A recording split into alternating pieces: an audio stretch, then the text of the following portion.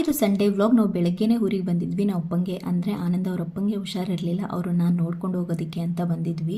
ತಾತಂಗೆ ಮೊಮ್ಮಗನ ನೋಡಿ ತುಂಬಾ ಖುಷಿ ಆಯಿತು. ಕೆಳಗಡೆನೇ ಬಿಡ್ತಾ ಇರಲಿಲ್ಲ ಅವನನ್ನು. ಹಾಗೆ ನಾವು ಬ್ರೇಕ್ಫಾಸ್ಟ್ ಎಲ್ಲ ಮುಗಿಸಿ ಹೊಲ್ದತ್ರ ಹೋಗೋಣ ಅಂದ್ಕೊಂಡ್ವಿ.